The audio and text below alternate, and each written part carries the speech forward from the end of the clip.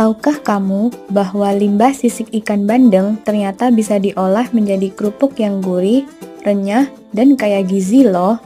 Yuk kita bahas lebih lanjut.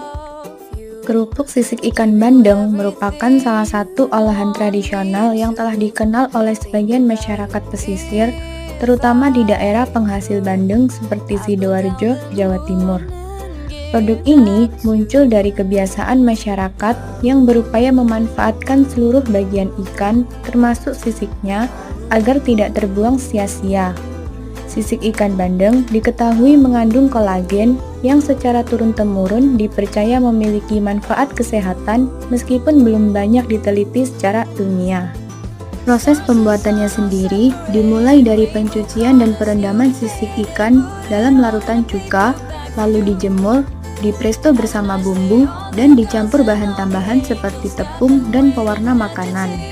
Setelah dikukus, adonan dibentuk, kemudian dijemur kembali hingga kering, lalu kemudian digoreng dan siap untuk dikonsumsi. Di sini, kami berkesempatan untuk mewawancarai Ibu Istighfa, yaitu salah satu pemilik usaha kerupuk sisik ikan bandeng di Sidoarjo sejak beberapa tahun terakhir. Sebelum melakukan wawancara, kami melakukan persiapan terlebih dahulu. Di sini, kami menyusun instrumen wawancara, memilih narasumber yang tepat, dan merancang pertanyaan agar wawancara berjalan efektif dan mendalam. Berikut ini adalah cuplikan dari wawancara yang kami lakukan. Baik, Assalamualaikum warahmatullahi wabarakatuh. Waalaikumsalam warahmatullahi wabarakatuh. Perkenalkan, kami dari Universitas Negeri Surabaya dari program studi pendidikan IPA. Dengan saya sendiri, Erina, dan rekan-rekan saya ada Sania dan juga Calvin. Di sini kami berniat untuk melakukan wawancara kepada Ibu dan juga untuk belajar lebih banyak tentang kerupuk sisik ikan bandeng. Jadi, apa boleh kami berbincang sebentar dengan Ibu untuk menanyakan beberapa hal? Iya, boleh. Baik, terima kasih Ibu. Ya. Sebelumnya ini dengan Ibu siapa nih kalau kami boleh tahu? Ibu Istighfa. Baik, Ibu Istighfa, terima kasih atas waktunya. Untuk sebelumnya, Ibu Istighfa sendiri ini sudah sejak kapan nih mulai membuat kerupuk sisik ikan bandeng, dan mengapa Ibu tertarik untuk membuat kerupuk sisik ikan bandeng ini?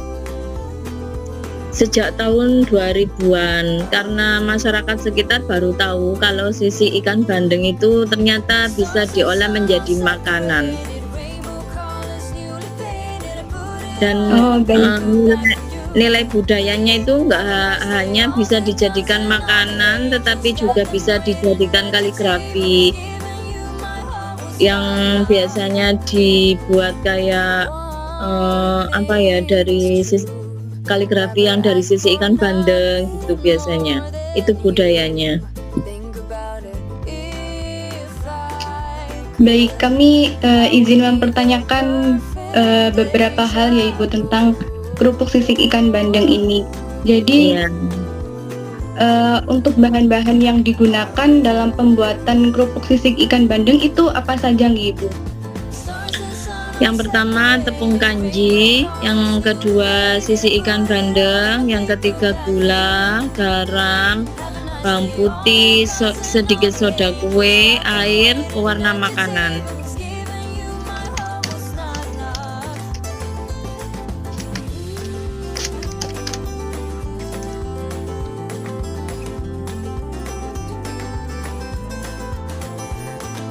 Baik, kalau untuk proses pembuatan dari kerupuk sisik ikan bandeng sendiri itu dari awal hingga akhir itu bagaimana nih Ibu?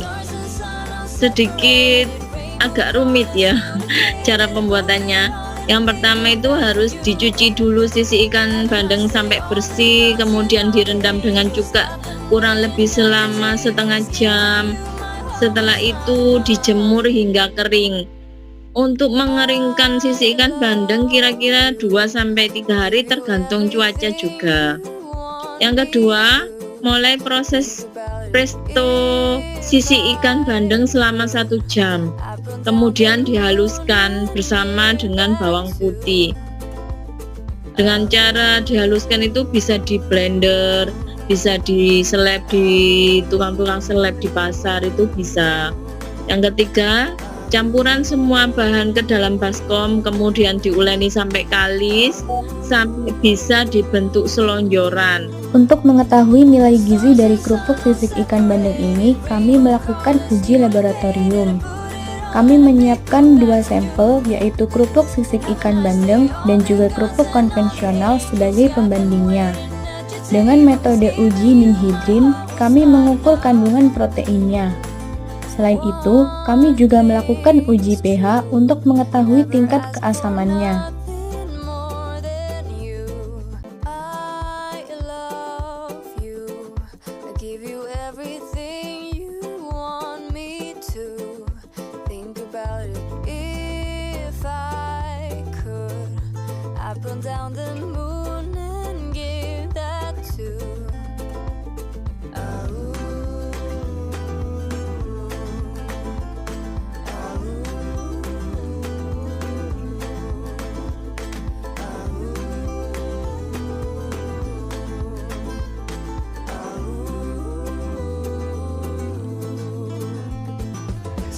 Hasil uji laboratorium menunjukkan bahwa kerupuk sisik ikan bandeng memiliki kandungan protein yang lebih tinggi daripada kerupuk konvensional. Uji ninhidrin menghasilkan perubahan warna kuning kehijauan yang mengindikasi adanya reaksi dengan kolagen. Sedangkan kerupuk konvensional menunjukkan warna ungu muda.